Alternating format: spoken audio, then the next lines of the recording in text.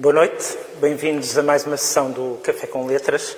A nossa convidada de hoje é Isabel Rio Novo, professora universitária, doutorada em literatura comparada, escritora, romancista, mas que está hoje aqui na qualidade de biógrafa e de autora deste trabalho absolutamente magistral, Fortuna, Caso, Tempo e Sorte, a biografia da vida de Luís Vaz de Camões, o maior poeta português e um homem absolutamente fascinante, que vamos descobrir também durante esta conversa. Eu queria começar a conversa justamente perguntando à Isabel, evidentemente, quando começou este trabalho, há mais de 5 anos, o trabalho em si durou 5 anos, tinha consciência de que a figura humana do Luís Vaz de Camões, a figura histórica, tem sobreposta camadas e camadas de mito, de mitologias sucessivas que foram sendo depositadas em cima dele. Em que medida é que o trabalho desta biografia foi, e gostava que falássemos um bocadinho sobre isso, e a dificuldade deste trabalho, o descascar dessa mitologia à procura do que existe de real sobre este homem. Sendo que, obviamente, as fontes são muito escassas, sempre foi uma dificuldade de todos os biógrafos de Camões. Uns lidaram melhor do que outros sobre isso. Também falaremos sobre a história das biografias de Camões. Mas quando aceitou o desafio, tinha noção de que o desafio, se calhar, maior era esse, de tentar encontrar o homem por trás do mito. Sim. Bom, antes de mais, muito boa noite. É com muito prazer que regresso aqui ao Café com Letras e que converso mais uma vez contigo. Sim, eu quando aceitei este desafio, tinha consciência de que não era só uma biografia, não era só lidar com a necessidade de descobrir a vida de um indivíduo e de a contar. Eu estava a lidar com muitos Camões, com muitos símbolos, com um mito, com a lenda, ou com muitas lendas. E, de facto, o trabalho, em boa medida, consistiu... Eu comparo um bocadinho à tarefa de alguém que queira restaurar uma tela que muitas vezes também foi usada para várias pinturas sobrepostas, e depois é preciso, querendo restaurar a tela, limpar a poeira acumulada, limpar a sujidade, ir raspando essas camadas. A pátina, não é? A pátina e as camadas sucessivas que cada época foi acrescentando, até descobrir o Camões original, o Camões de carne e osso, o indivíduo que nasceu, existiu e morreu no século XVI, há 500 anos atrás. Mas isso é possível, porque há muito quem diga que não é possível conhecer o verdadeiro Camões. E também, devo dizer, eu sentia o peso e a responsabilidade e a intimidação quase de me aproximar dessa figura lendária e desse mito, porque acerca de Camões a ideia prevalecente é, por um lado, de um modo geral, queixar muito de saber pouco sobre ele, mas por outro lado, sempre que alguém tenta aproximar-se, parece que toda a gente se insurge e quando eu comecei, quase estava decretada a impossibilidade de biografar Camões. De facto, é uma tarefa difícil, as fontes são muito escassas. O caso de Camões está longe de ser um caso único, digamos que as fontes são escassas de um modo geral para qualquer indivíduo ou personalidade de destaque daquela época, do século XVI, mas o que eu pensava era se existem, e no plural, várias biografias contemporâneas de Shakespeare, se existem biografias de Cervantes, por que não uma biografia de Camões? Ou porque é que Camões não merece também que se tente, pelo menos, uma biografia que revisite e volte a examinar essas fontes, que pegue nestes contributos que foram sendo apresentados ao longo destes 500 anos, todas estas tentativas e aproximações à biografia de Camões, e se calhar, porque não também, indagar os arquivos que existem e que ainda estão aí e a ver se descobre alguma coisa nova sobre Camões. A dificuldade começa logo, porque qualquer biografia começa, esta pessoa nasceu no sítio tal, no dia tal, do ano tal. E nem isso nós conseguimos ter a certeza. Mas, curiosamente, há muitas teorias sobre o sítio onde Camões terá nascido. Há quem diga que foi em Coimbra, há quem diga que foi em Lisboa, há quem diga que foi perto de Chaves. E tu, Santarém, Alenquer, Constância, tu defendes a teoria de que pode eventualmente ter nascido no Porto. Uma vez que tu és do Porto, estás a puxar a brasa à tua sardinha? Não, de todo. Aliás, quando eu encontrei não fui eu que não propus essa teoria pela primeira vez, ela foi sugerida no início do século XX por um investigador alemão, portanto alguém completamente alheio àquilo que Aquilino Ribeiro chamou a competição de campanário pela naturalidade de Camões. Ele é meu. E esse senhor olhou para uma passagem de uma carta em prosa de Camões, conhecida aliás desde o século XVII, publicada com as rimas no século XVII, em que Camões afirma que é detentor dos privilégios de cidadão do Porto. Se a isso juntarmos um poema que lhe é atribuído num manuscrito contemporâneo, em que ele também diz que é do Porto, e mais um conjunto de documentação que também não fui eu a descobrir, que foi também lançada com muita timidez por um historiador nos anos 40 do século passado, bom, temos pelo menos um conjunto de circunstâncias que não permitem afirmar que Camões nasceu no Porto, mas também não se pode afirmar que nasceu noutro lado qualquer, não é? Não há certeza absoluta. Pelo menos mostram que essa tese tem de ser equacionada. De qualquer forma, não tenho grandes dúvidas que a ter nascido no Porto terá sido, onde ele tinha família, isso está aprovado, terá sido um nascimento mais ou menos acidental.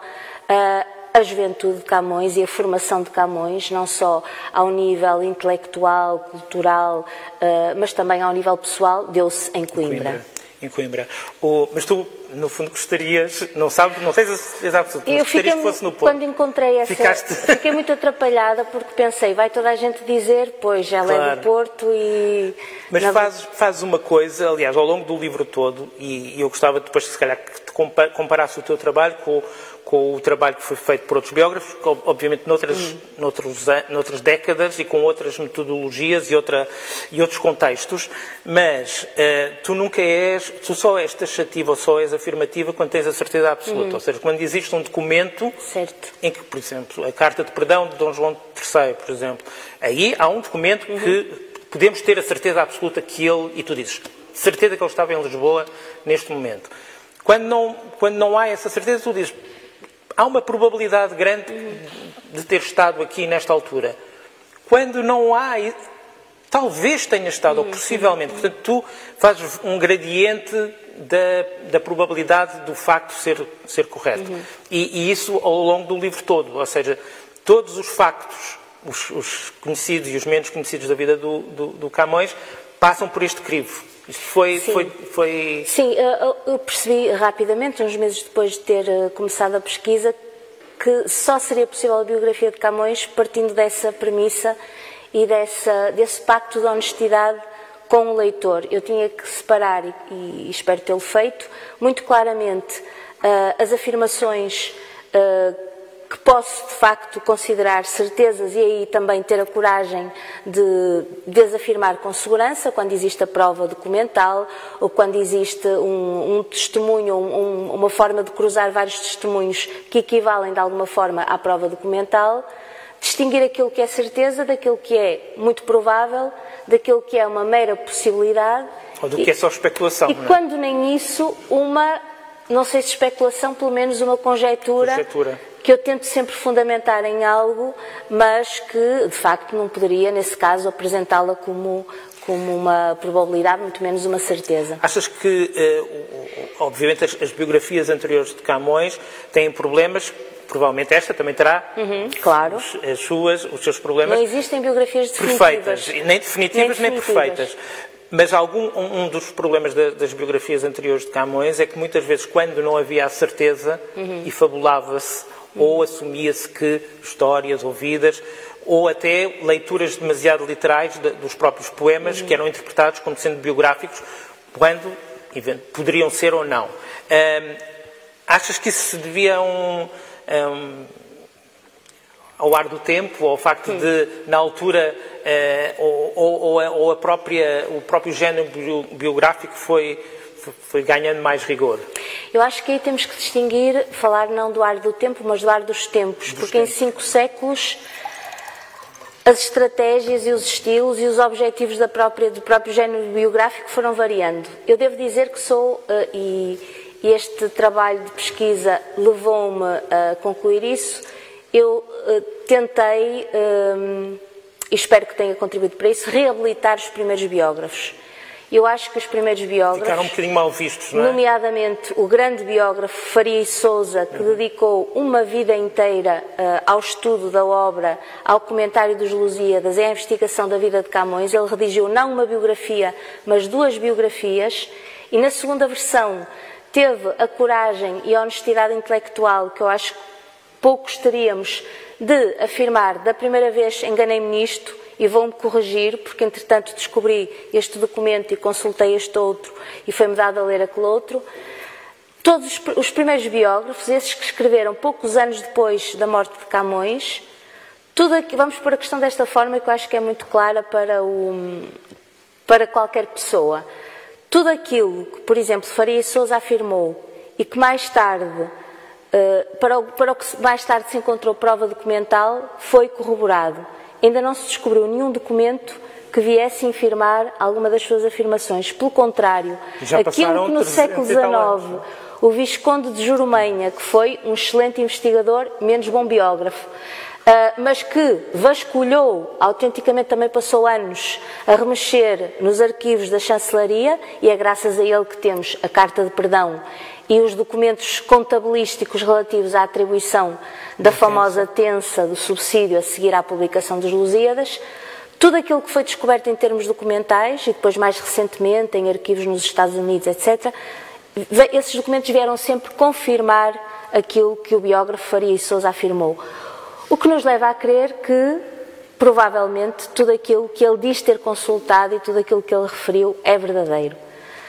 Avançando uns séculos, no século XIX, a geração dos românticos e depois a geração que se segue aos românticos dos positivistas, que em 1880 vão assinalar o tricentenário da morte de Camões, bom, esses cederam se calhar um bocadinho ao desejo de preencher as lacunas e de esclarecer as zonas de sombra em torno de Camões, mas com luzes que, como dizia Camilo Castelo Branco, muito fora do natural. Ou sobre os tons fortes da epopeia, ou sobre os tons lúgubres da melancolia e da miséria e da tragédia. E esses fugiram um bocadinho aos tons naturais, digamos assim, fabularam um bocadinho. Agora, eu não tenho dúvidas de que os primeiros biógrafos e os primeiros comentadores, que deixam também muita informação de cariz biográfico nos comentários aos Lusíadas ou às rimas, deram o seu melhor e, de facto, não mentiram. Muitas vezes não contaram a verdade toda. Temos, por exemplo, Faria e Sousa a referir-se ao incidente que em 1552 levou Camões a passar uns meses acorrentado na prisão do Tronco de Lisboa, a falar disso como, antes dele partir para a Índia, teve uns problemas com a justiça. Podem às vezes ter... Foi um bocadinho mais do que isso. Sim, usado alguns eufemismos. Agora, não mentiram, e eu penso que, de facto, aquilo que eles disseram e que foi corroborado pela prova documental nos leva a ter de encarar como globalmente verdadeiro aquilo que eles afirmaram. Tu falaste das zonas de sombra. Ao longo da investigação que foste fazendo e da própria escrita, quais foram para ti as zonas de sombra, no sentido de as zonas mais difíceis de penetrar, de tentar perceber como é que ele era, onde é que ele estava, o que é que ele fez neste ano em particular ou nesta fase da vida? Quais foram... Porque a vida de Camões é uma vida... há muito poucas fontes, mas há muitos factos, ou seja... O mundo em pedaços repartida, como exatamente, ele escreveu. Ele, dentro de Portugal, esteve em várias regiões, depois esteve em Ceuta, depois esteve em Goa, depois esteve em Macau, depois esteve em Moçambique. Portanto, ele andou pelo mundo todo... E às vezes é difícil perceber exatamente, será que neste ano já estava ali ou ainda estava no outro lado? Quais foram as zonas de sombra que foram mais complicadas para ti trabalhar? Pois, porque realmente estamos a falar de uma vida extraordinária. O que aumentava a minha responsabilidade é que eu tinha a noção de que a vida de Camões era tão incrível e cheia de peripécias e desventuras, que era uma grande responsabilidade minha não estragar essa narrativa por si só tão interessante. Estamos a falar de alguém que foi praticamente tudo aquilo que um homem podia ser no tempo em que lhe foi dado a existir. Porque foi poeta, foi estudioso, foi humanista, foi soldado, conviveu com a fidalguia, conviveu também com indivíduos de baixa extração social, foi boémio, foi viajante, foi arruaceiro, foi um jogador, e um jogador perdidoso, como dizia um dos seus biógrafos, que perdia bastante, e que conheceu boa parte do Império Português do seu tempo. Ou seja, a maior parte dos sítios, dos lugares que ele vai celebrar em verso, nos Lusíadas, mas também noutras obras, ele efetivamente pode descrevê-las com a veracidade de uma testemunha ocular, porque ele esteve lá, porque ele conheceu os sítios. Dentro dessa vida, pelo mundo em pedaços repartida, provavelmente o segmento mais difícil, que mais dores de cabeça me deu, foi os 17 anos que ele passou no Oriente. Porque sobre esses 17 anos, os biógrafos escreveram, o primeiríssimo Pedro de Maris escreveu, referindo aliás os principais episódios em que consistiram esses 17 anos, só que, porque não era uma preocupação do tempo, nem um critério do tempo, não seguiu uma ordem cronológica. Quando disse, ele fez isto e depois foi desterrado ali, e depois teve o cargo de provedor dos defuntos. E essa simples realidade de ele não ter seguido uma ordem cronológica, como hoje para nós seria normal, induziu em erro gerações e gerações de biógrafos. E primeiro que eu conseguisse reconstituir, foi quase uma tarefa detetivesca, de pegar naquilo... Fizeste diagramas? Fiz diagramas, muitos. Fiz, refiz, rasguei, porque depois às vezes parecia que a cronologia estava a alinhar-se, mas depois surgia um facto que vinha contrariar aquilo tudo, até que fiquei com algumas âncoras temporais que faziam parte das tais certezas, e o resto teve de ser encaixado através de um raciocínio dedutivo, mas que eu penso que foi bem sustentado por informações colaterais. É muito útil, por exemplo, a investigação das personagens secundárias. Essa foi outra das descobertas interessantes deste livro, foi que eu fiquei a conhecer, e com vontade de conhecer mais, muitas das figuras com quem Camões se cruzou, porque também nisso ele teve uma existência extraordinária. Ele foi amigo de Garcia Dorta, ele conheceu Fernão Mendes Pinto, ele foi amigo de Diogo do Couto. Portanto, a quantidade de personalidades interessantes que se cruzaram também, no mesmo aqui e agora, com Camões, também dava uma porção, se calhar, de outras biografias. E há, por exemplo, um momento da existência dele no Oriente, em que é possível afirmarmos que ele está em Goa, porque há um episódio que ficou registado em verso numas trovas da sua autoria, em que ele oferece um jantar, uma ceia, aos amigos. É um momento de convívio, um momento de lazer. E nós temos a lista de convidados desse jantar. Isso é um luxo, não é? Porque ele fez uma espécie de brincadeira. Quando os amigos chegaram a casa, ele tinha, junto do prato de cada um, em vez da comida, uma trova a dizer que o banquete ia ser um banquete de papel. Bom, não duvidamos que depois da brincadeira ele tenha servido comida a sério, porque todos os biógrafos antigos o dizem, sempre que ele tinha dinheiro, também o gastava, e normalmente dissipava e com os amigos. Mas pegando nessa lista de convidados e vendo que todos eles, portanto temos que ir investigar com a ajuda dos registros da época e das crónicas da época, quando é que todos se encontravam no mesmo momento em Goa, chegamos a um intervalo de tempo de 2-3 meses. E, portanto, podemos afirmar com segurança que naquele ano ou naqueles meses, Camões Um intervalo de 2, 3 meses em 500 anos é um luxo. No caso de Camões, para quem as fontes documentais são tão escassas, é uma preciosidade. É curioso porque ao longo desde muito novo, ele queixa-se da má fortuna, não é? Há os célebres erros meus, má fortuna, amor ardente. Mas a ideia da má fortuna, das coisas más que lhe acontecem, e de facto foram acontecendo desterros, prisões, desgostos amorosos, naufrágios, problemas de dinheiro sempre. Portanto, de facto, as coisas, na maior parte do tempo, as coisas não lhe corriam bem. Mas, no entanto, ele foi sobrevivendo a tudo. E, claro, pronto, morreu com 56 anos, que hoje seria muito novo, mas para a época não era assim também tão novo, não é? Não. Na altura as pessoas morriam mais ou menos com essa idade. E apesar de tudo, ele sobreviveu, ele podia ter morrido muitas vezes ao longo, desde o famoso ferimento em Ceuta, não é? Que, pelo teu relato, é muito menos glorioso do que no filme, por exemplo. Sim. Porque terá sido um acidente, um fogo amigo, não é? Uma espécie de ricochete de um disparo da própria arma do seu navio. E, no entanto, mas ele ficou marcado, não é? E há um antes e o depois, e ele próprio, que tinha um certo... Era um sedutor. Sim. Terá sentido que isso o marcou, não? Claro. Mas ao longo, ele queixa-se muito ele diz o pobre do Camões, não é? Ele queixa-se muito da má fortuna, mas apesar de tudo, teve uma vida incrível e ele sobreviveu a muita coisa. Teve uma vida incrível. E há um longo poema, que é uma das canções de Camões, que até é conhecida mais ou menos entre os estudiosos como uma canção autobiográfica, porque embora sendo poesia, claro, e poesia é sempre fingimento e fabulação, recriação da realidade, de facto tem uma narrativa dos episódios principais da sua vida, que não é alegre propriamente, que é cheia de desventuras e de desgraças e de todos um lastro melancólico sempre, não é? E todos esses episódios que tu elencaste, mas em que ele diz, isso é sintomático, não trocava a minha vida por outra.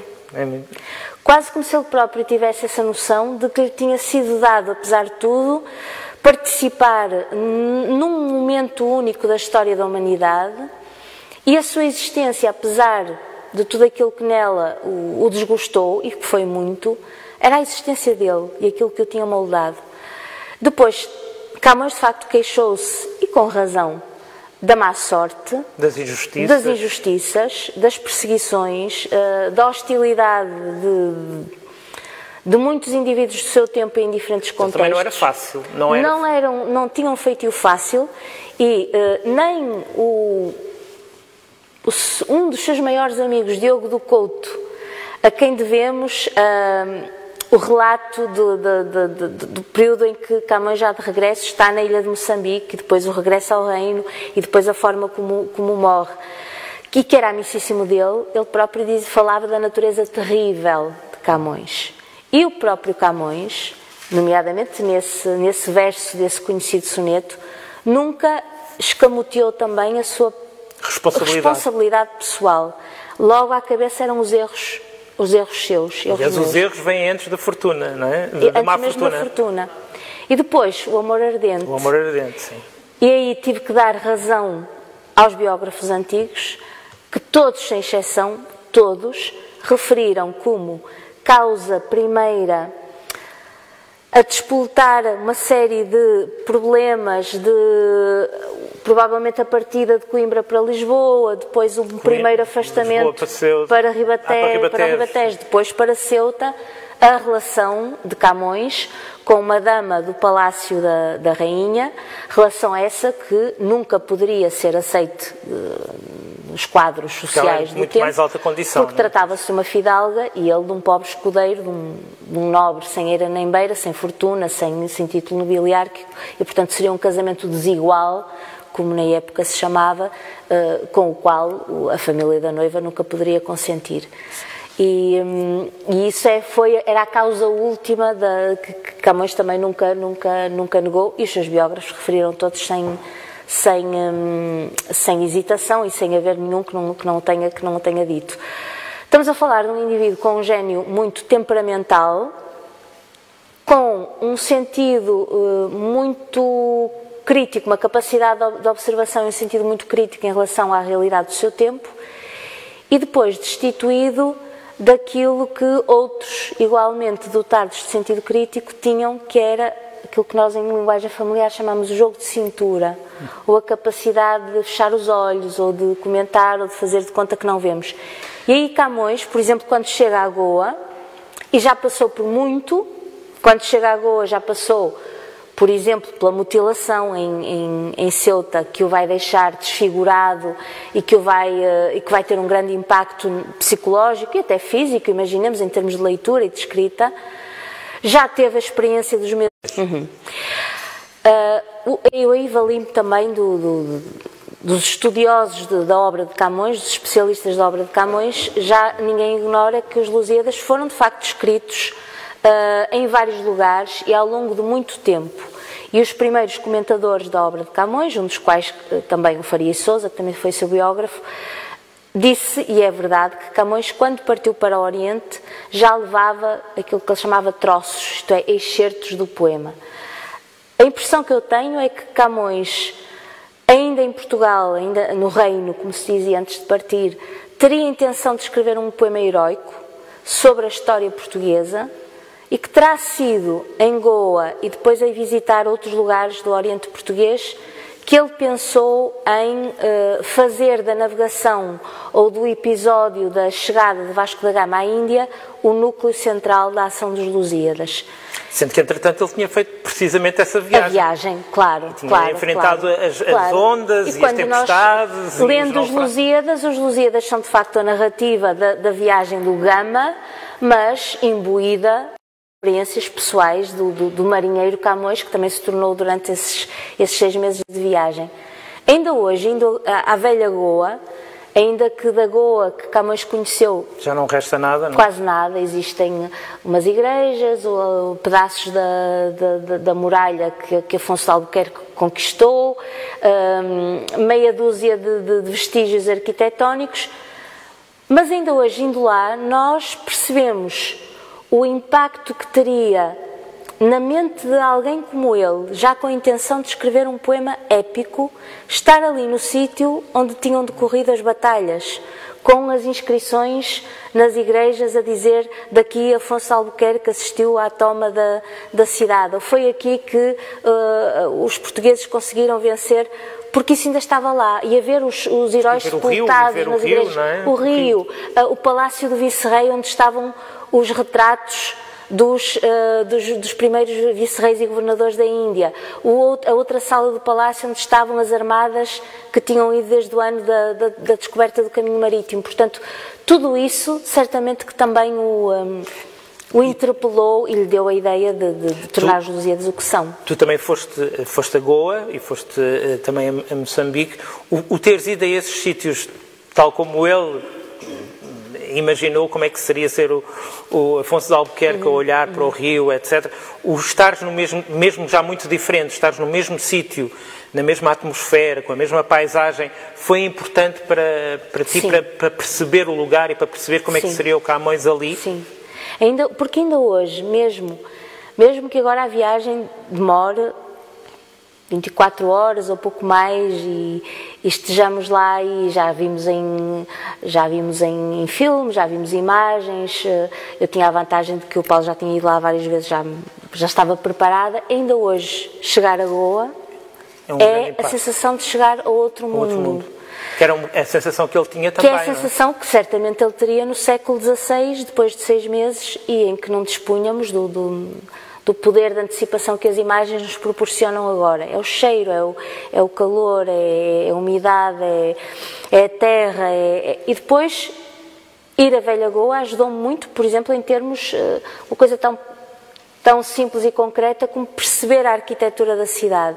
Perceber, por exemplo, que o retrato que mostra Camões na prisão do tronco de Goa deve ter sido efetivamente pintado, estando Camões na prisão do tronco de Goa, porque descobrindo o sítio onde era, e se descobrindo lá, percebi o que é que se avistava, o que é que se poderia, o que é que era visível, o que é que seria visível de um primeiro andar da cadeia. Por exemplo, no caso da ilha de Moçambique, ainda hoje ir à ilha de Moçambique é ir a um lugar, para já que parece muito preservado, muito parado no tempo, e depois que ainda hoje é perfeitamente isolado. Tem uma ponte, não é? Mas para chegar lá é uma aventura, é avião e depois atravessar 2 horas pela África profunda, depois a ponte. E no século XVI, estar na ilha de Moçambique era estar isolado. Só se saía de lá de barco, ou para voltar para Goa, ou para vir para o Reino, uma vez por ano. Que essa é uma ideia que provavelmente nós hoje não temos, com a facilidade de deslocação.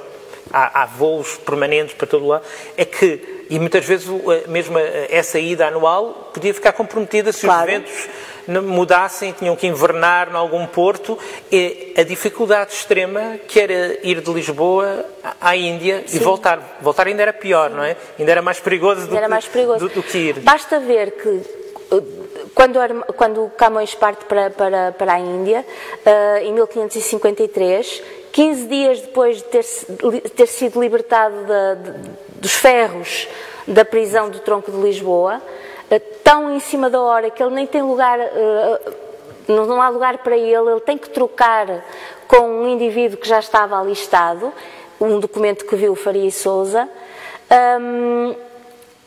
Quando Camões parte para a Índia, há 4 naus que fazem parte da armada desse ano, uma arde, um acidente ainda no porto de Lisboa, a outra tem que arribar, tem de voltar a Lisboa porque tem problemas técnicos, portanto já só sobram 2, outra a chegar mais ou menos à latitude do arquipélago de Cabo Verde, faz um movimento que era habitual que eles faziam para abordar o Cabo da Boa Esperança com melhores condições, e desvia-se tanto que vai parar ao Brasil, só chega lá no ano seguinte, e a de Camões é a única que chega a Goa quando era esperado, está em setembro, 6 meses depois.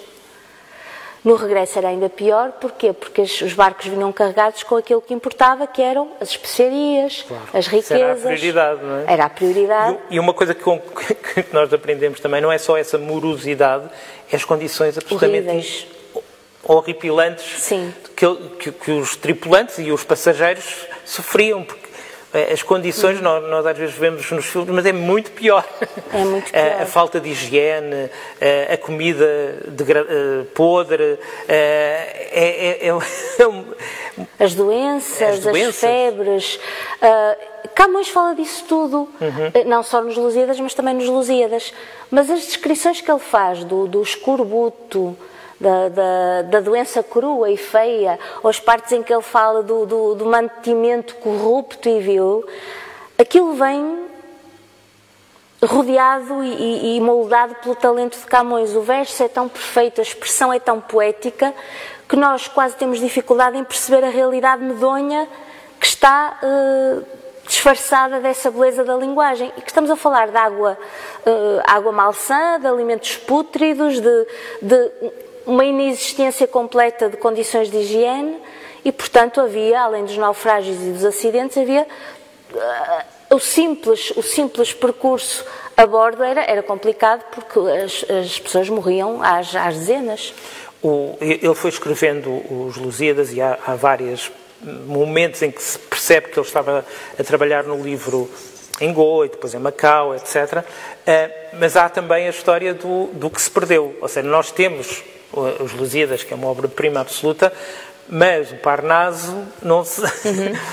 terá sido roubado ou perdido, ou mesmo a continuação dos Lusíadas que ele pensou e começou, que seria a continuação heroica das conquistas de Dom Sebastião em África, que evidentemente não foram a lado nenhum porque ele morreu, não é? É tanta coisa de que se fala muito pouco. Sim.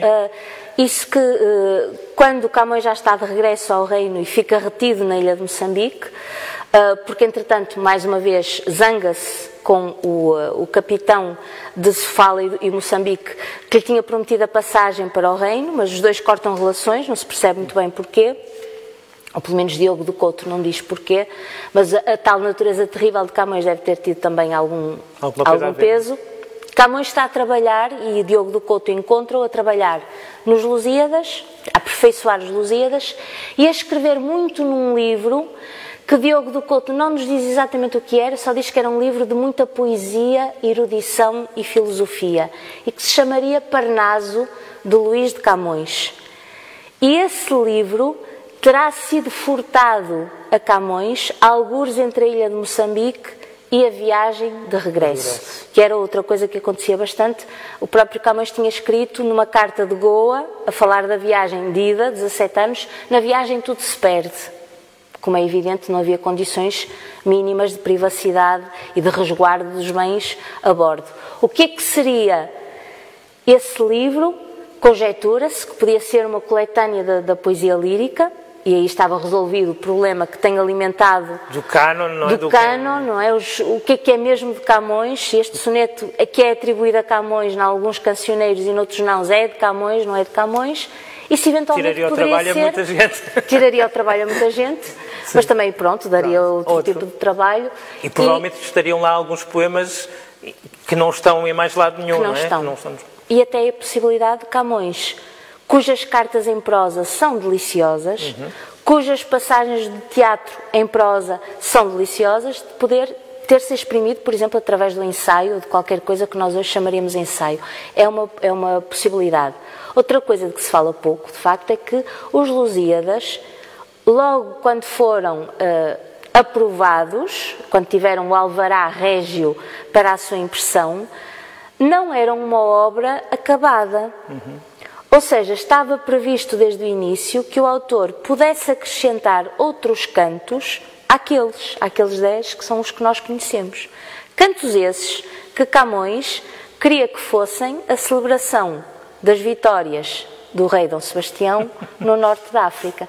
Tanto que em 1578, quando a armada grandiosa que parte para o norte da África sai do Porto de Lisboa, Camões ficou a escrever essa continuação. E quando veio a notícia do desastre, segundo os testemunhos da época, ele rasgou. Completamente destroçado esse poema. Porque já houve todo tipo de teorias sobre o que é que o Camões quereria dizer com os Lusíadas, desde a exaltação de Portugal e do Império, até eventualmente ser uma crítica velada a esse mesmo Império. Parece-te que, pelo menos na relação dele com Dom Sebastião, ele acreditava verdadeiramente no papel, no destino de grandeza, porque ele, inclusivamente, teria quase profetizado a glória futura do Dom Sebastião. Ele acreditava nisso. Pois, deixa-me dizer antes mais que os Lusíadas têm de significar várias coisas, porque, sendo uma obra-prima da literatura, a boa literatura caracteriza-se por isso, nomeadamente a boa poesia. Até podem ter leituras antagónicas. Tem de ter várias leituras, tem de propiciar várias leituras e, sem dúvida, que os Lusíadas possibilitam essas interpretações. Agora, enquanto biógrafa, tentando perceber as razões pelas quais Camões escreveu os Lusíadas, bom, por um lado, não tenho dúvidas de que ele tinha intenções de escrever uma epopeia, ainda que uma epopeia muito fora do comum, porque é uma epopeia que canta o passado glorioso, que denuncia, mais uma vez, com muita acuidade e às vezes com uma virulência extrema, aquilo que no presente está mal, e que é quase tudo, porque ele também vai surgindo na sociedade portuguesa de cima a baixo, sem poupar sequer, apesar da maravilha fatal, o próprio rei, e profética das glórias futuras. Não tenho a mínima dúvida, porque está no texto, não é uma exegese que eu tenha retirado, estilo coelho da cartola, de que os Lusíadas são um incitamento a que o rei reate com o destino glorioso da nação portuguesa, combatendo no norte da África, e por isso mesmo o desígnio dele continuar os Lusíadas, e os Lusíadas terminam com o pedido muito claro ao rei de que faça dele o cantor oficial dessa continuação que seriam as vitórias do rei. Que não era um dado adquirido, porque havia outros candidatos possíveis. Não é? Mas ele apresenta a sua candidatura, ele elenca, ele apresenta o perfil necessário, mostra que é possuidor de todas essas qualidades. Não consegue isso, mas consegue algo que no imediato também já não deve ter sido mal e que os Lusíadas vieram desbloquear, que é a sua pensão remuneratória. Porque ele chega a Lisboa em 1569, faz aquilo que todo soldado, sem nada, mais pobre do que quando tinha partido, faz aquilo que todo soldado regressado do Oriente fazia, que era munir-se das suas certidões, das cartas abonatórias que tivesse, e ir pedir um despacho, um cargo. Acontecia que os cargos eram em número muito menores, cargos no Oriente, do que os soldados a pedirem a sua reforma, e então o que acontecia algumas vezes, alguns efetivamente voltavam. Por exemplo, o seu amigo Diogo do Couto vem a Lisboa, recebe o seu despacho, volta para Goa e acaba por morrer depois lá. Camões, que já viria doente, que não tinha qualquer possibilidade de regressar, vê o seu cargo para a feitoria de Shaul, sabemos isso graças a um dos documentos incontroversos que tem a ver com a atribuição da Tensa, consegue que o seu cargo seja revertido numa remuneração, mas teve que esperar até 1572. Os Lusíadas devem ter dado um empurrão.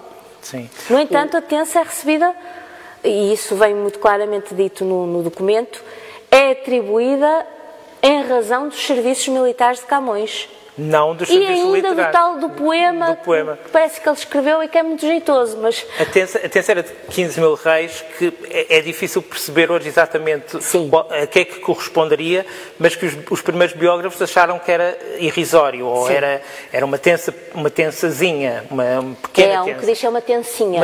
Uma tensinha. Portanto, ele na realidade viveu sempre num estado quase de miséria até ao fim. Os últimos 8 anos, desde a publicação dos Lusíadas até à morte, é um fim muito quase cruel para alguém que para todos os efeitos, se calhar na altura não havia ainda a consciência disso, mas reinventou a língua portuguesa e criou a obra maior da literatura portuguesa. Provavelmente também há essa questão de até que ponto é que as pessoas na altura tiveram consciência da importância daquela obra e depois, e pronto, o Jorge de Sena também falou sobre isso, muitos dos escritores, poetas, intelectuais que vieram depois de Camões falaram desse lado, no fundo é a injustiça final, não é? Depois de tantas injustiças que ele sofreu ao longo da vida, acaba por morrer doente, na miséria, sendo um gênio. E, no fundo, toda a glória dele acaba por ser póstuma, não é? A verdadeira glória, embora ele tivesse algum reconhecimento, mas a verdadeira glória dele é póstuma. Mas, se calhar, ele próprio também tinha um bocado de consciência disso, de que só seria compreendido no futuro. Sim, isso eu não tenho dúvida e devo dizer que me consolou várias vezes, porque há momentos duros, particularmente duros da vida de Camões, a morte é um deles, e em que é difícil até para uma biógrafa e leitora lidar, porque realmente não merecia, não é? Provavelmente ninguém merece, mas Camões mereceria ainda menos. Mas se há algo que me consola é que não tenho dúvidas de que Camões não foi um daqueles autores atormentados com a dúvida em relação ao seu próprio talento ou à sua genialidade. Não quero dizer que ele acreditasse de 24 horas por dia ou que não tivesse os seus momentos de dúvida, porque isso não seria humano. Mas não tenho dúvidas de que ele tinha a perfeita noção da qualidade daquilo que escrevia, até porque o afirmava de uma forma que também não lhe deve ter trazido muitos amigos, sobretudo... Com certa arrogância, não é? Com uma certa arrogância entre os seus pares. Há momentos nos Lusíadas em que ele fala de si próprio e eu imagino aquela alta fidalguia cheia de títulos e com as cozinhas a abarrotar de pimenta, a pensar, olha, para este soldado, para este soldadinho, sem eira nem beira, aqui a doutrinar os grandes e a doutrinar os poderosos. Portanto, esse reivindicar e esse proclamar das suas próprias qualidades não devia torná-lo uma pessoa com muitos amigos, como tu dizias há pouco, e está bem dito, mas sem dúvida que lhe deve ter dado algum alento. Foi aquilo a que eu acho que Camões se agarrou muitas vezes e cada vez mais com o correr do tempo, a sua obra. Quanto ao ter morrido pobre ou na miséria, de pura pobreza, como escreveu Diogo do Couto, infelizmente não tenho dúvidas, porque são tantos e vindos de todos os lados, os testemunhos acerca da extrema pobreza de Camões, que mesmo que alguns sejam exagerados, mesmo que quiséssemos expurgar essa quantidade de testemunhos na mesma direção de uns quantos, o que resta bastaria para caracterizar essa extrema pobreza de Camões. O que não é de admirar, além da tensa ser uma tensinha, era irregularmente paga. Ele tinha que estar sempre a insistir para que lhe pagassem. E os documentos que existem na Torre do Tombo são a história de constantes atrasos, como não recebeu de tantos a tantos entre os meses tal e tal porque não ficou registado, vamos agora pagar. Portanto, uma tensa pequena, que não estava associada a outras fontes de rendimento, pelo menos regular. Ele continuava, como fez sempre ao longo da vida, a escrever versos a troco de dinheiro e às vezes até do pagamento em comida. Mas irregularmente paga, provavelmente mal gerida, porque também todos disseram que Camões era perdulário, nunca soube gerir, administrar bem o dinheiro. Não temos dificuldade em imaginar um Camões a morrer pobre, sem ter um cobertor com que se cobrir, como afirmou uma testemunha ocular. Aliás, depois a mãe ainda continuou a receber a tensa, não é? E depois tu dizes isso de uma maneira, há um período em que ela deixa de ir cobrar, pronto, e desaparece. Morreu. Como tudo, não é? Como tudo na vida dissolve-se. Obviamente tu foste descascando alguns dos mitos, mas se calhar também, porque justamente por ser uma personagem tão fascinante e com tantas características diferentes, tem um lado de aristocrático, mas também popular, é cultíssimo, mas é boémio. É como se fossem vários homens num só homem, não é? Houve alguma coisa, alguma faceta do Camões que tu não conhecias e que tenhas descoberto e que te tenha surpreendido? Olha, de todo não conhecia, porque não foi isso que me ensinaram na escola, o Camões jogador. Jogador viciado no jogo, como dão a entender os seus biógrafos, e jogador perdidoso, jogador que perdia bastante. E depois, embora eu soubesse a faceta do Camões soldado, porque provavelmente se Camões fosse a preencher algum inquérito em que lhe perguntassem a sua profissão, seria como eu quando respondo professora, não é? E não respondo escritor, ou raramente ponho o escritor em primeiro lugar. E Camões teria posto soldado. Ele parte para o Oriente como homem de armas, é como homem de armas que regressa, e mesmo quando recebe a famosa tensinha, é-lhe atribuída por ter sido pelos serviços prestados no Oriente. E a faceta do Camões soldado, que realmente o acompanhou, que eu descobri em todo o seu pormenor, por exemplo, ele chega a Goa em setembro de 1553 e 2 meses depois embarca logo numa expedição, numa armada, para combater o rei da Pimenta, um inimigo de um rei que era aliado dos portugueses, que no fundo é o pretexto para salvaguardar a carga da pimenta. E essa expedição, logo a primeira, no Oriente, vai marcá-lo tanto, do ponto de vista negativo, porque, para vocês perceberem, há um poema em que ele dá conta dessa expedição militar e descreve a armada grossa que os portugueses levam, vamos de centenas de navios, assim uma frota enorme, para atacar umas ilhazinhas, um régulozinho, e cujos soldados combatiam com arcos e flechas, e portanto vão os portugueses arrasavam o resto, com as espadas e as espingardas e dizimam aquilo tudo. Deve ter sido um cenário horrível, e Camões descreve aquilo de uma forma tão sem qualquer ímpeto glorioso, e a dizer, era preciso isto tudo, por meia dúzia de homens armados com arcos e flechas. Portanto, a experiência como soldado deve tê-lo desiludido logo muito. Não a do norte da África, de que ele guardou, apesar de tudo, algumas memórias honrosas. E, portanto, pensar que o maior poeta de língua portuguesa conseguiu produzir esta obra extraordinária, tendo tido que fazer isto tudo, combater grandes viagens, experiências de desterros, degredos, prisões, naufrágios, e apesar de tudo deixou esta obra, às vezes leva-me a pensar até onde é que ele poderia ter ido se tivesse tido uma existência um bocadinho mais tranquila. Ou então não. Mas por outro lado, a natureza dele, se calhar não... Se calhar. Se ele tivesse uma tensa que não fosse uma tensinha, se calhar gastava no jogo. Se calhar.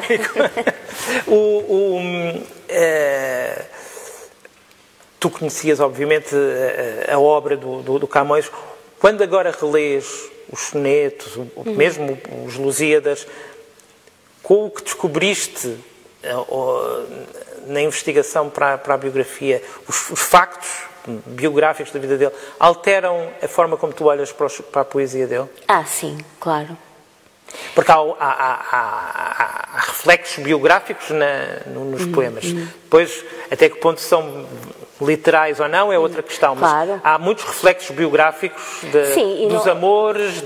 E vamos lá ver, é perfeitamente possível e continua a ser uma experiência excepcional ler a obra de Camões sem saber os pormenores da vida dele. Evidentemente que sim. Agora, não me parece que o conhecimento da biografia vá retirar nada desse prazer que já se tinha, e acrescenta muito, acrescenta mesmo muito.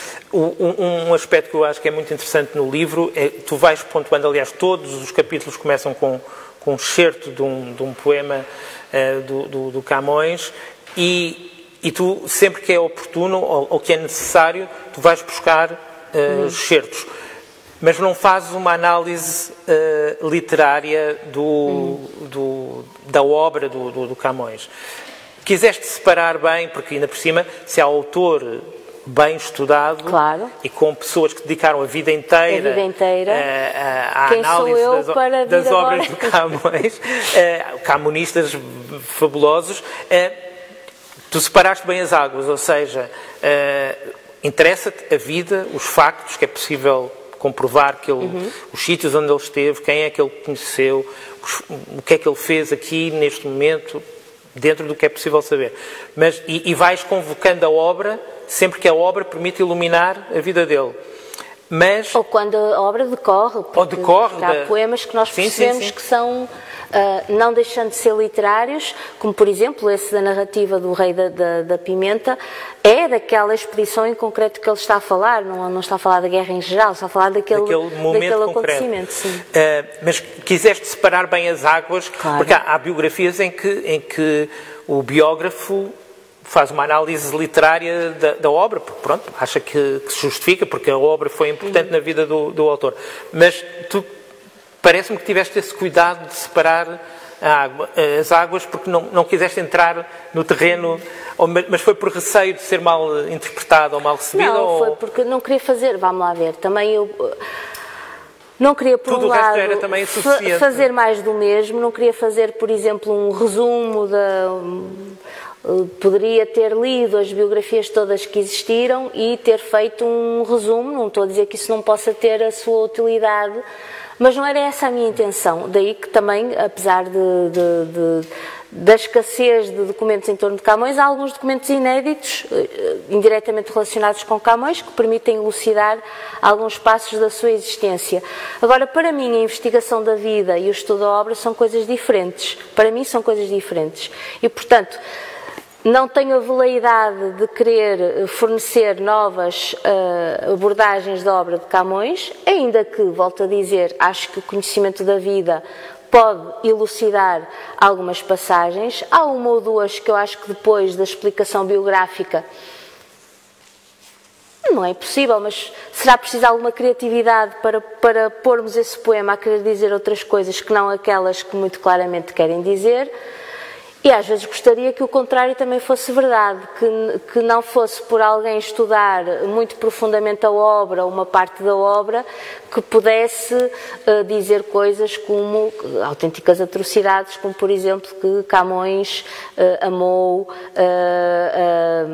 a irmã do rei Dom João III, a infanta Dona Maria, ou outras coisas que que às vezes são mentiras 1000 vezes repetidas, mas que já não há razão para Mas, por exemplo, não abordas muito isso, mas a relação com o Dom António de Noronha, não é? O pupilo, e que, pronto, que o Storck no século XIX disse que tinha sido amante, preceptor, que o Camões tinha sido preceptor. Pronto, e há quem veja aí uma possível relação homossexual. Mas eu acho que em ficção, eu também sou romancista e ficcionista. Frederico Lourenço explorou essa ficção é tudo possível e legítimo, porque ficção é invenção e fabulação, e o Camões, de facto, é uma personalidade que se presta às fantasias mais diversas e, como digo, em ficção são legítimas. Agora, no âmbito da biografia, a nossa exigência é para com a verdade e para com o rigor.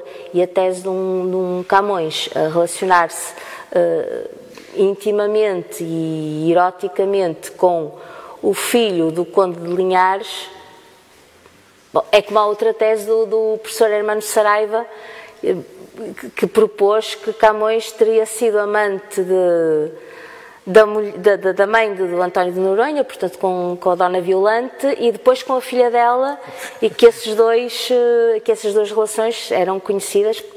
Quer dizer, isso não colhe sequer à luz da legislação da época, que punia severamente o adultério, e o adultério era punido com execução, portanto,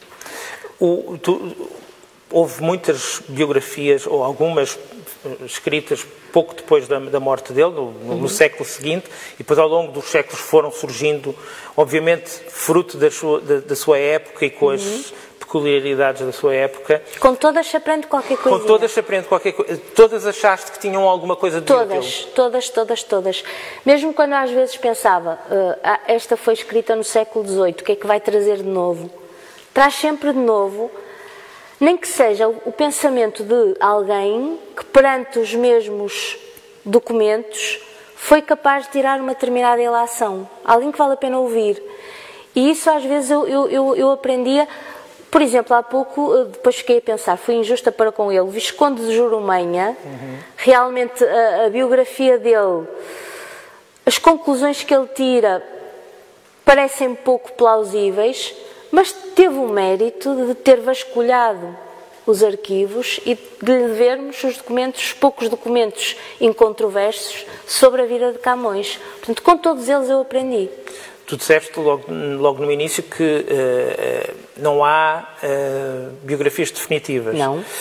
Já dizia o mesmo com a Agostina. Pois, exato. Mas esta biografia, como é que tu imaginas que vai ser lida daqui a 50 ou daqui a 70 anos? Se calhar daqui a 200 anos alguma biógrafa vai olhar para a tua biografia como tu olhaste para a tua Visconde de Jurumenha. Mas achas... O Camões preocupava-se bastante com a posteridade, mas como é que achas que vai resistir ao tempo a tua biografia? Tu próprio disseste que há documentos, houve alguns documentos a que tiveste acesso nesta investigação, mas que haveria outros, e que provavelmente há outros que ainda estão por descobrir.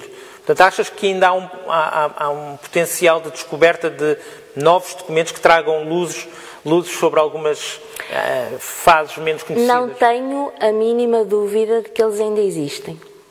Apesar dos terremotos e dos incêndios apesar de tudo e dessas isso, perdas porque todas. há documentos ainda por catalogar, por inventariar, que estão à espera de que, não um biógrafo, não pode ser uma pessoa só, muito menos uma pessoa a conciliar o trabalho da investigação biográfica com outros trabalhos e sozinho, não é? Mas se a uma equipa fosse dado o tempo e os recursos necessários, não tenho a mínima dúvida de que haverá ainda documentos relativos à vida de Camões, relativos à vida de pessoas que se cruzaram com Camões e graças aos quais indiretamente também seriam elucidados alguns passos da vida do poeta, e quem sabe até textos de Camões, porque basta esta ideia: Camões, tanto em Goa como ainda antes de partir para Goa, em Lisboa, terá feito da escrita também um meio de subsistência, escrevendo para outros requerimentos, petições, poemas, como era habitual e como havia pessoas na capital que o faziam. Quantas cartas, por exemplo, existiram nos arquivos, algumas até atribuídas a outros que foram a escritas outros por Camões, que as encomendaram a Camões, mas que terão saído da pena do poeta. Portanto, eu gostaria que daqui por... quanto tempo é que disseste? Ai, que 100 anos, 100 anos. Alguém dissesse, graças à luz dos documentos entretanto descobertos, sabemos que esta e esta afirmação de Isabel Rio Novo não está correta ou não está inteiramente correta, porque isso seria sinal de que foi feito. E que depois também dissessem, mas pronto, à luz do que na altura era conhecido, ela não fez um mau trabalho. isso certamente. Mas o biógrafo, eu como leitor e provavelmente alguns dos espectadores que já terão lido a biografia, ficámos deslumbrados com o trabalho, com a minúcia, com o rigor com que tu te documentaste para escrever este livro. E não só com o estilo da escrita. E aqui talvez o facto de seres também romancista, há um lado do prazer da leitura, ou seja, temos os factos, temos a vida do Camões e temos uma narrativa de uma escrita de facto notável. E tendo em conta tudo o que tinhas, um biógrafo tem que fazer escolhas, não é? Também não pode incluir tudo aquilo que investigou. Não é? Tem que escolher. Estás a descrever como é que é Lisboa no século XVI, e as ruas, e o bulício, e o comércio, e se calhar, pronto, uma página, mas não podem ser 5 ou 6, mas se calhar tinhas material para escrever 10. E, portanto, tens que escolher onde é que tens que parar para passar para o facto seguinte. Tendo em conta, e há muitas e há o próprio ritmo, o equilíbrio das várias partes, dos vários episódios. Obviamente que os 17 anos no Oriente tinham que ter o espaço correspondente. Sentes que esse jogo de equilíbrios e de procura do ritmo certo, ficaste satisfeita com isso? Porque às vezes o biógrafo pode chegar ao fim e achar... não consegui dizer tudo aquilo que queria. Tu conseguiste dizer tudo aquilo que querias na tua biografia? Acho que sim. Eu percebo inteiramente isso e falávamos disso há bocadinho. É difícil às vezes fazer essas escolhas e é muito difícil às vezes aquilo que deixamos para trás. Eu cheguei a pensar em incluir na biografia e depois só não o fiz porque seria um excurso demasiado moroso. Fazer um capítulo sobre as personagens secundárias, porque foram tantas pessoas com vidas interessantes que eu conheci, Diogo do Couto, os próprios biógrafos, Faria Sousa, o Pedro de Maris. Diogo do Couto, por exemplo, merecia se calhar uma biografia. Merecia, que eu tinha pena de passar por eles rapidamente. Há textos deliciosos, as décadas de João de Barros e depois de Diogo do Couto, são livros com histórias incríveis lá dentro. Eu às vezes olho para trás, ou por exemplo, porque eu tive que... muitas coisas que eu não fazia a mínima ideia, como devem imaginar. Navegação, como é que era a navegação naquela época, os pormenores das rotas e dos calendários das monções, não sabia nada disso. O que é que eu sabia sobre a guerra no século XVI, ou sobre a artilharia e como é que o acidente de Camões... Aprendeste imensa coisa. Tive que investigar e aprender imensa coisa, as espadas, ou nada, não sabia nada. E eu às vezes penso nesses livros que eu li, nesses contemporâneos, pelos quais passei depressa demais. Temos uma figura fascinante que é o Fernão de Oliveira, que escreveu uma gramática e escreveu também uma arte da guerra. E é um livro extraordinário porque é uma arte da guerra escrita por alguém que nós percebemos da primeira à última linha que ele detesta a guerra.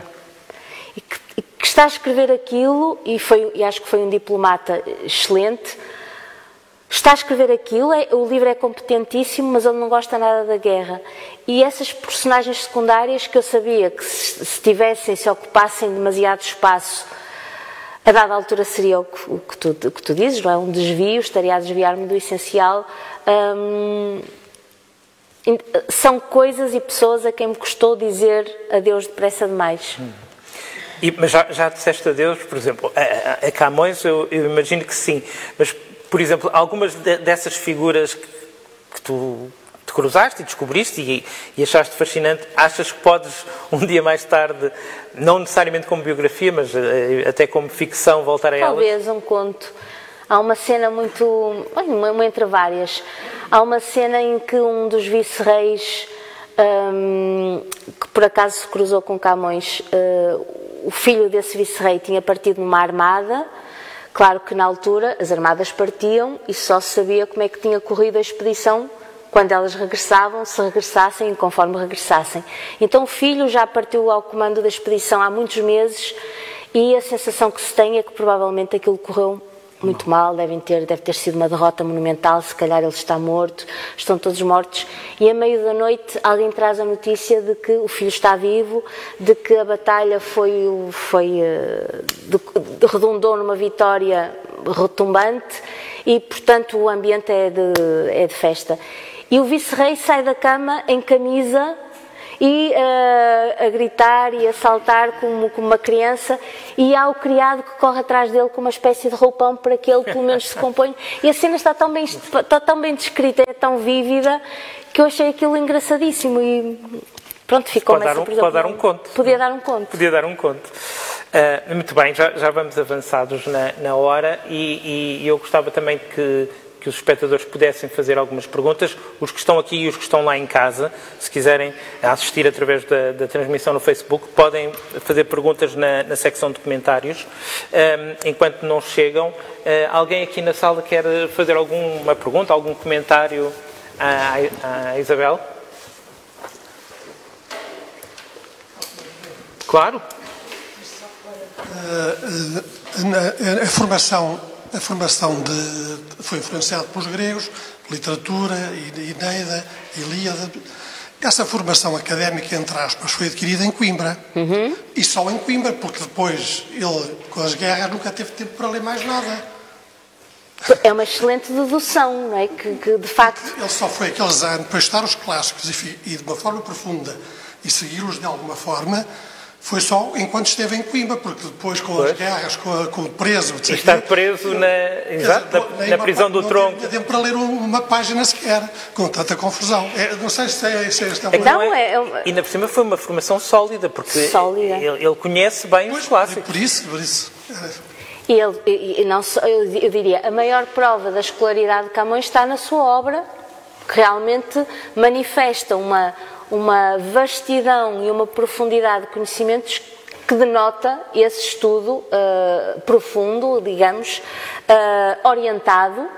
Portanto, ele teve, sem dúvida, mestres e terá tido esses mestres em Coimbra, onde as circunstâncias favoreciam que isso acontecesse. Ele tinha um tio, um irmão do pai, que na altura era simultaneamente o prior do Mosteiro de Santa Cruz, que era tinha também uma biblioteca notável, com obras que nós sabemos que Camões conheceu, e ao mesmo tempo era cancelário, uma espécie de reitor da universidade.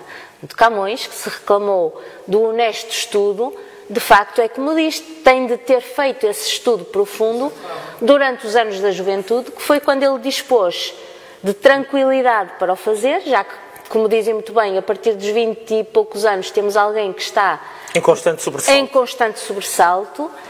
E, por outro lado, não era só não ter tempo ou tranquilidade para estudar, é que os livros não eram como são hoje. Claro. Instrumentos portáteis, a maior parte dessas crónicas que ele consultou... Eram livros enormes. Eram cartapácios enormes que existiam nos centros de conhecimento, normalmente as livrarias dos mosteiros, e não eram propriamente objetos para serem transportados. E, portanto, sem dúvida que sim, terá sido na juventude em Coimbra. E também foi um aspecto que não falámos, ele recorreu à sua extraordinária memória. Porque provavelmente esse estudo que ele fez dos grandes clássicos, que ele depois cita ou evoca nos Lusíadas, quando ele estava a escrever em Macau ou em Goa, aquilo era de memória, não é? Ele não tinha o livro ali para cotejar-se Homero, não sei o quê. Não, tinha que ser... E é incrível, não é? Porque basta os Lusíadas, que são uma obra-prima em vários sentidos, inclusive é nesse, a facilidade com que ele compara, por exemplo, querendo comparar os heróis portugueses alguma figura ou da mitologia, ou da história grega, ou da história romana, a facilidade com que ele encontra um símil, não é uma comparação, ou referindo-se aos deuses da mitologia, ele conseguir saber todos os epítetos de Vênus ou de Júpiter, esse tipo de minudências que ele retinha na memória, realmente ele devia ter uma memória portentosa. Tenho já aqui uma pergunta de um espectador lá em casa, Francisco Lima da Costa, que pergunta: Catarina Ataíde, considerada uma das musas de Camões, é realmente a natércia dos seus poemas? Que parte é lenda e que parte são factos? Tiveram de facto uma relação? Bom, há bocadinho falávamos da dama de palácio por causa de quem Camões se perdeu. E Faria e Sousa, na segunda versão da sua biografia de Camões, falou de uma Dona Catarina de Ataíde. E como ele falou, e de facto já percebemos que ele não era mentiroso, durante vários séculos foi o nome que se reteve como sendo da amada de Camões. Só começou a ser depois questionado quando surgiu a tese da infante Dona Maria e depois as outras teses a seguir. A questão complicou-se quando se percebeu que havia mais do que uma Dona Catarina de Ataíde na época. E então eu fui à procura daquela que poderia ser a Dona Catarina de Ataíde de Camões e cheguei à conclusão de que é que está sepultada na atual Sé Catedral de Aveiro, Dona Catarina de Ataíde de Sousa, e descobri, para além de de outras provas adicionais que se calhar isoladamente nada valem, mas todas juntas já formam aquilo que é um bom argumento, descobri um documento inédito até esta biografia, que relaciona o homem que Camões atacou na procissão do Corpo de Deus em 1552, que se chamava Gonçalo Borges, por um documento que foi descoberto, vinha perceber que esse homem que Camões atacou e por causa de quem foi parar à prisão, era nada menos do que cunhado da mulher de quem Camões gostou, ou seja, irmão do homem que veio a casar com ela. Provavelmente isso pesou na altercação que houve e que gerou depois a agressão de Camões. É mais uma prova adicional. Portanto, sim, acredito que a amada de Camões, não digo que ele só tivesse amado essa mulher na vida, não é? Até porque ele próprio disse que ardia em várias chamas, mas a dama cujos amores com Camões originaram o início dos seus problemas na corte e depois os seus afastamentos e em última instância a prisão e depois a partida para o Oriente, foi Dona Catarina de Ataíde de Sousa, que morreu pouco depois. Que morreu muito nova. Não sei se há mais perguntas. Sim, força. Boa noite.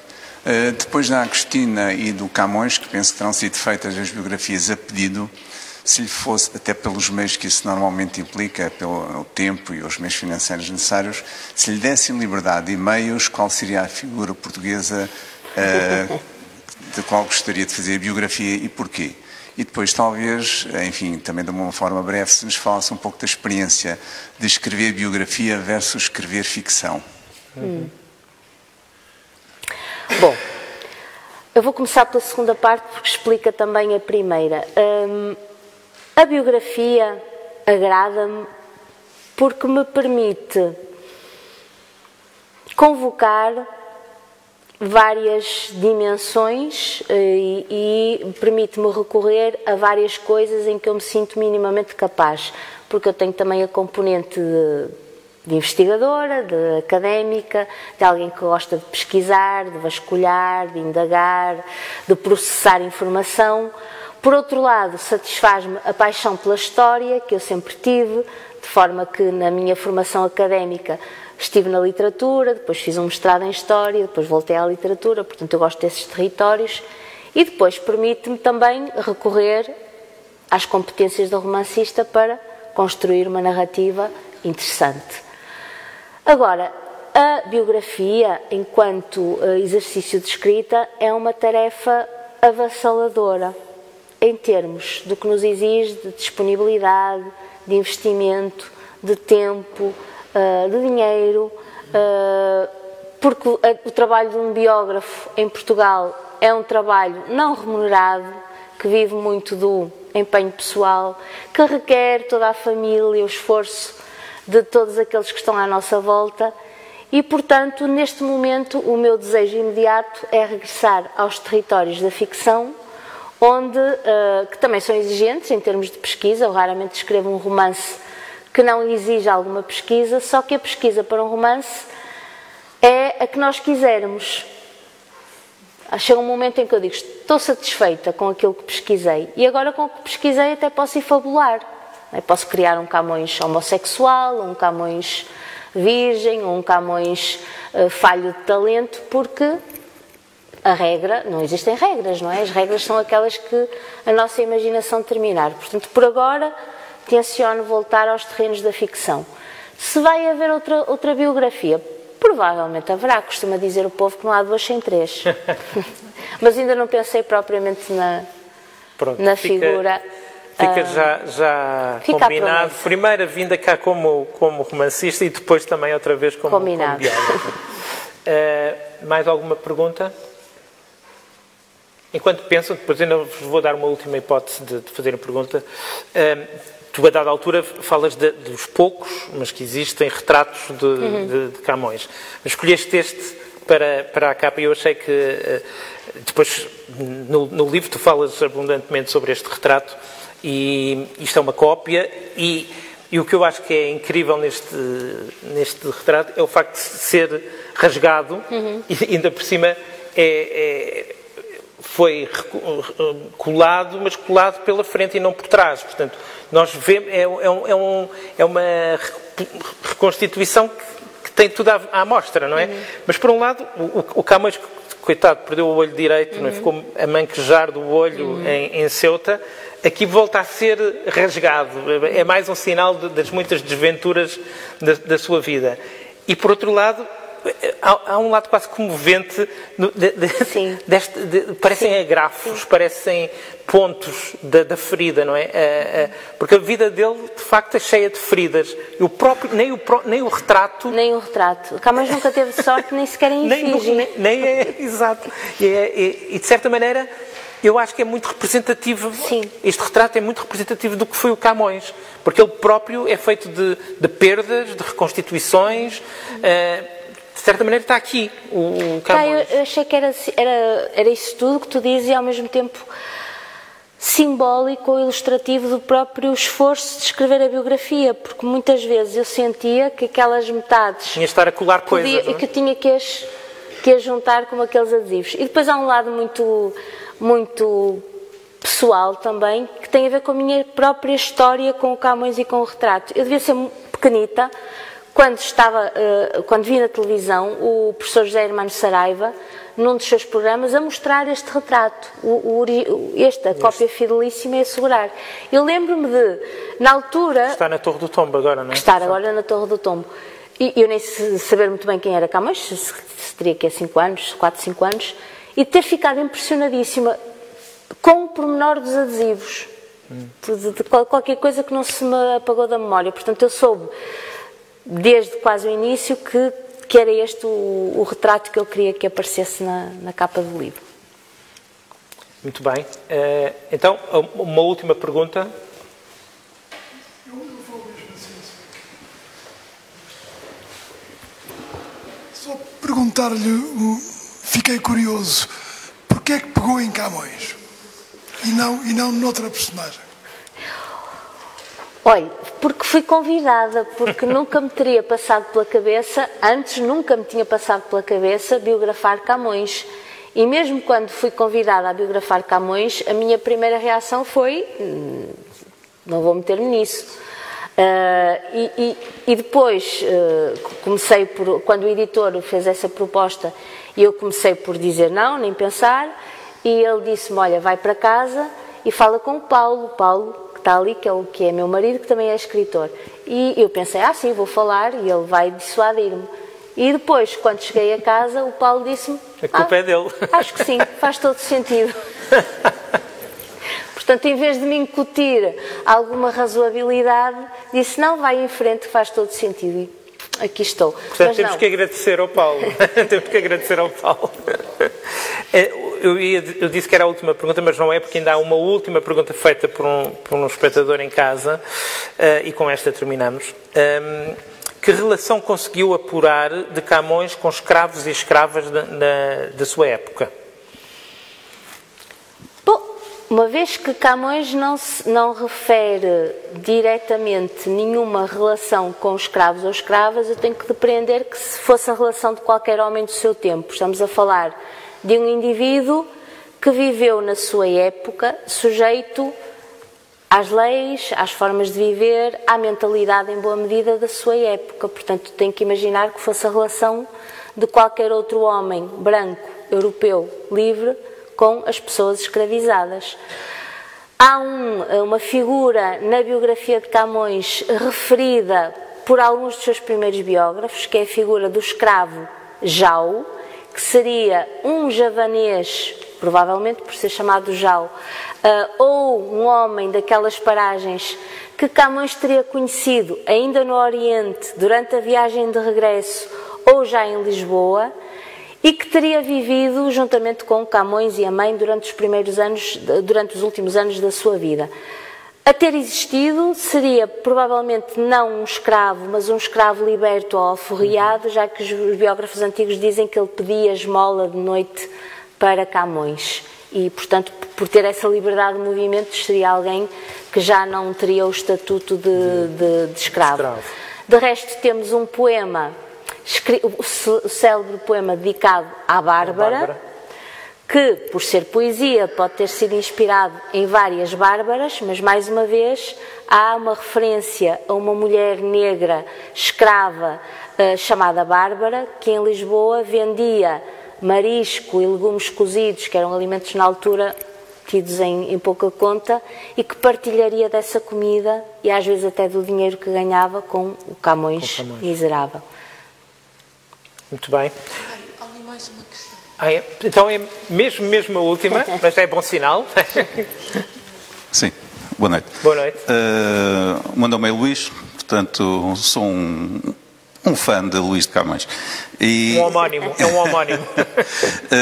Mas não é uma questão, é apenas uma partilha e uma curiosidade. Regressando a Coimbra, no Seminário Maior de Coimbra, existe uma edição dos Lusíadas, datada de 1639, portanto, um ano que será, portanto, no ano seguinte voltamos a ter a independência de Espanha, mas o curioso é que a edição diz Lusíadas de Luís de Camões, príncipe dos poetas de Espanha. E claro, foi mandado editar por El Rei Nosso Senhor Filipe IV o Grande. É só para terminarmos com uma risada, por assim dizer. Sim. Mas ele também chegou a escrever em espanhol, não é? A Isabel teve acesso a este livro, a este documento? Sim. Tinha conhecimento? Claro. Aliás, há pouco, quando falávamos das várias leituras dos Lusíadas, começa logo com essa questão deliciosa que é Filipe II, quando entra em Lisboa como rei de Portugal, uma das primeiras coisas que faz é procurar Luís de Camões. E Faria e Sousa conta isso.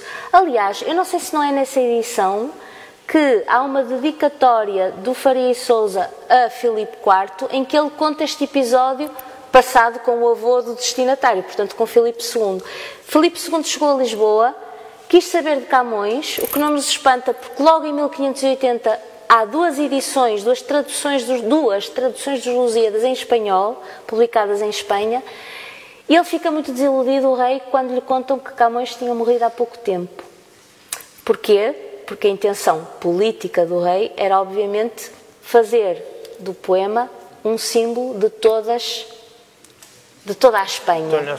Ao mesmo tempo, os Lusíadas, o mesmo poema, vai alimentar o sentimento de resistência durante os 60 anos da ocupação espanhola.